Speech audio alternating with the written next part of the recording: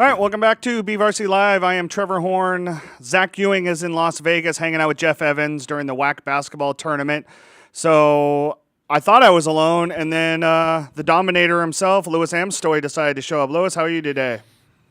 I'm doing good. I'm doing really well. I'm just reading a text from Zach right now. He's got some problems. Problems with Mr. Jeff Evans counting down the shot clock right next to him. Yep. I got that same text message. Yeah. Let's go over a few things before we get started in baseball and softball. Soccer semifinals in the Southern California Regionals tonight. South winners last on Tuesday against Hart 1-0. Heck of a win. Great win. Raul Lopez, a guy who is a senior, one of the few seniors on the team, takes a nice pass off the right side from Dennis Rivas, who is a player. He's a BVarsity All-Area Player of the Year candidate. And takes a beautiful serve off the left side. John, I know you're running back over. If we can get that video up from South on that win, we'll actually show the one score that they had over Hart. It was a 1-0 win. They got it with about South Soccer, I think is what it's called, John. Chris had it loaded up. So here it is right here. I can hear it, but I don't see it. There it is.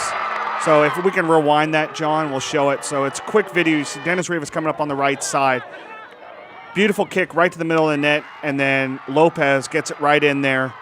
Senior, he was rapping afterwards in the huddle after the win. What was the crowd like for this event? Not as big as the section title game on the 27th, but still for a soccer, if you look at it, they've got 400 or 500 fans there, and for a soccer game at 5 o'clock in the evening on a Tuesday, it's pretty fantastic. Mike Evans.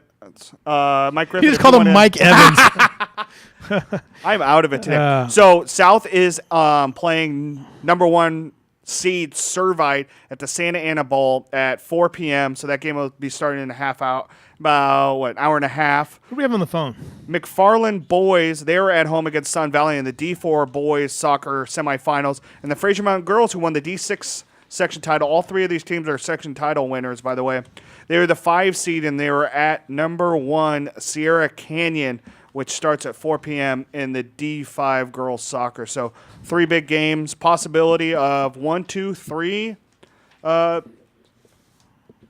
Central, Kern County teams in the SoCal finals on Saturday, which I believe are at 4 p.m. On the phone, Justin Roberts. What's the tag that we got for you? What's your title here now? He's senior analyst. Is that what you are, Justin? Yeah, are you there? Senior analyst. Yeah, who knows what you guys call me over there? I don't know. You don't want to hear what we really call you. Hey, J-Rob, who is the greatest baseball player that a California high school ever produced? Who's the greatest baseball player? Out of California? Yeah. Oh, man. And you got some great names in there. I couldn't tell you. Does Randy Johnson go to the top of the list? He's got to be up there. I don't think he's actually even on the list that the state CIF is passing around. You got guys on there like Tony Gwynn. Well, who else was on that 1982-81 year? Then You've got. Let me give some of the names around. I bet you Tony Gwynn is actually ahead of him. Tony Gwynn is on that list. Joe DiMaggio is on that list. Ted Williams is on that list. Oh my goodness. You've got guys like Brett Saberhagen on that list. Mark McGuire. McGuire, I don't think actually is on that list. If I remember correctly, he was a pretty darn good baseball player. All-time home run hitter at USC, and he's not on that list. I don't think he was. But it's not about college or pros. It's about what you did in high school. Right, yeah, exactly. But you look at that list, and you look at some of those names, DiMaggio. I don't think Jackie Robinson's on that list, actually, now that I think about it. So, jeez. But there you go. That's a pretty good list to start off with, right? Well, I don't know their high school stats, but overall, just by the names you said, it's got to be Ted Williams and his plate discipline and what he did offensively. Yeah, absolutely. Over the Yankee Clipper? Over DiMaggio? Man, well, you know what? I don't teach any of what DiMaggio did. I do teach what Ted Williams does. What matters to you more, 406 or 56? What is it you teach that Ted Williams does or did? His plate discipline. Ted Williams probably could have won 2 more batting titles if he would have just struck out his last 20 at-bats of the year to make sure that he qualified. He walked so many times that he didn't even qualify 2 years for enough at-bats to win the batting title. That's amazing. It's a pretty good stat. Pretty good stat for sure. All right, Justin, we brought you on for a reason, and that's so we could talk about baseball and softball for the first time this season. You and I were texting back and forth, and I created a top 5 for our baseball standings early on. And clear-cut number 1 right now looks to me, and so do others in the central section, and that's your Centennial Golden Hawks. Number 1, you guys are 8-1 this year. Luke Lewis playing well for you guys. Chris Lorette, Colby Freeman, Brock Hallam, but obviously your big guy, Andrew Hansen, on the mound. You know, here he is the senior year. He's signed, ready to go to Cal State next year. How impressive has Andrew been this year for you guys? Well, you know, Andrew's a special case for me anyway, because he's been a part of Centennial baseball since he was like in 3rd grade. He's been the bat boy, he's been the fan, and he's always been around the program. So to see him come up and play, you know, and finish off his career at Centennial, you know, as a senior year so successfully, at least early in the season, it's a lot of fun to watch. Last year was all Clovis in the semifinals and the finals in D1. What do you guys have to do at Centennial to kind of break into that mold? Does it go directly on the shoulders of Andrew, or is it a collective effort with, you know, a good 2, 3, 4, 5 hitters that you guys have this year? Oh, it's definitely got to be a collective effort. And I would say Division I is completely up for grabs. I mean, I know maybe body of work right now that you guys would see us as number 1, and body of work I guess we would have to be right now. But it is so competitive here in the SWYL, and then when you go up north in the track, it is completely competitive there. I don't know. I would see both conference champions probably somewhere around 11-4. That's incredible. Let's look at that top 5 once again, John. And we've got Bakersfield Christian in the number 2 slot at 6-1 this season. Gabe Garcia on the mound. He's got 19 strikeouts in 14 innings. What have you seen out of the Eagles, or have you seen anything out of them this year so far? Yeah, we played them. We beat them in a close game in the Terrio Championship, and Gabe Garcia is a fantastic pitcher. Anytime he's on the mound, they have a chance to win, and their offensive lineup is pretty strong throughout. That's a good baseball club. Go roundabout, not just in the SWYL, but more roundabout here in Kern County. Just tell us about, you know, who have you seen, obviously, in the tournament earlier, and then, you know, what players are really kind of standing out for you, what teams kind of to look for this year? Well, if you go around town, I would say some teams that stick out would be, I mean, Golden Valley made it to one of the Terrio Championship games without their top 2 guys. They were still playing basketball. Austin Toner being one of them. Correct. And, you know, he can beat anybody. Independence, who beat Golden Valley in that division championship, got there without their top 3 guys. And so they're going to be really tough when they get their top 3 guys back in the lineup and up to full strength. We got a chance to play Garces, and I know they're young. They start a couple of freshmen and a sophomore, but they are extremely disciplined at the plate. And I mean, really well coached. It's a good baseball team. Over on East Kern, Tehachapi has a really good offensive lineup. I know we had a tough time getting outs against those guys. I haven't had the chance to see Frontier play too much. I got to see about 3 or 4 innings of them play against Liberty, and that wasn't one of Liberty's best days.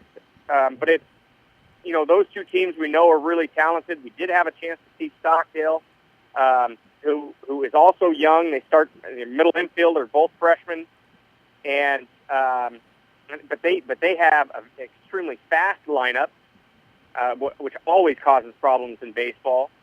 I know I'm missing a few. Ridgeview looks strong. I know when they get to full strength and everybody out, they will be good offensively. You know, from what we've seen, Bakersfield is obviously in there this year too. Yeah, Bakersfield had a couple of great wins up north, beating Clovis North and going up there and having a successful showcase up in Clovis. So it's going to be really competitive this year. And now we can follow you guys on Facebook, Twitter, and on Instagram. Yeah, that's right. You can. Well, you can do the same thing for us at BVarsity Live on Instagram But you can and follow Twitter. the Golden Hawks baseball on Facebook now. Really? Yes. Yeah, On- you know, No, Yeah, that's it's, not you doing it. That can't be you doing that, No, Justin. actually- that is not me. That is Yeah. Lewis's daughter that's doing Really? that. That's right. Wow. There we go. That's right. And she took about 35 fall pictures far from the tree, She took about did she? 35 pictures from their win. What was it against Taft on Tuesday? You guys beat Taft?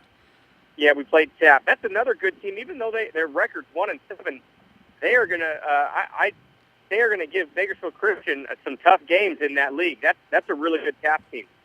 And then, Lewis, I know you were out at the Tehachapi Centennial game at the end of February, and you were talking about some weird chants that the Tehachapi boys were doing. Justin, do you remember that? And is that more? Are they more of like a softball team when they're in the dugout? No. They're more distinctive than a softball team. A softball team stands rational and sane. In fact, one of their coaches was like, "Look at these idiots." I mean, it was crazy. I don't notice it. I talk with one guy on the field, and that's our catcher most of the time, and we communicate either verbally or non-verbally, and I really don't listen too much of what's going on the other side of the field. Well, it's fun to watch you because you have a certain cadence about you when you're out there coaching. It's like, hey kid, hey 2-3. It's I got you figured out, but nothing like the Tehachapi kids. Oh my gosh. That's baseball terminology. Yeah. You really don't have to put together complete sentences as a baseball guy. No, just chatter. All right, John, before we go to break, let's look at the softball top 5 that we put together today, and we have the Golden Hawks again on top here. They're 5-4. They lost 3 straight games to Central out of Fresno, which is a very good team, and lost to Buchanan. But so they were undefeated 5-0 before going into that 4-game stretch. But here's a team with returning BVarsity co-player of the year Madison Aron, hitting .591, 4 home runs, 12 RBIs. Is also 2-1 and with a 2.88 ERA in the circle. And then Taft. I mean, you can almost interchange those two teams. Taft, obviously, with the 2 big players coming back. Caitlin Emberson, the other co-player of the year for BVarsity last year, batting .600, 9-15, 10 RBIs. Arizona Pilgrim, another BVarsity first teamer. She's 5-1 with an 0.43 ERA in the mound. Actually, it was Arizona Pilgrim that was our co-player of the year last year. 55 Ks and 32 2/3 innings, but they got a sophomore, Olivia Ultreb, who's hitting .600. Frontiers in there, Stockdale's in there, and then North. This is a crazy stat. Brittany Howard for North. She's batting .500. She has 9 hits in 17 at-bats. 7 of those hits, triples. Wow. You ever heard of that, Justin? That's an unusual No. stat. 9 hits, 7 triples. So what's the over-under that she gets over 20 triples this amazing. year? That's incredible. So that's a quick look at baseball and softball. Now that the winter sports are winding down, we're going to get into that more. Hey, what? real quick, here you go. Here's how good California was in baseball from 1977 to 1982, J-Rob. Here you go. Brett Saberhagen, 1982, right? Lenny Dykstra, 1981. Darryl Strawberry, 1980.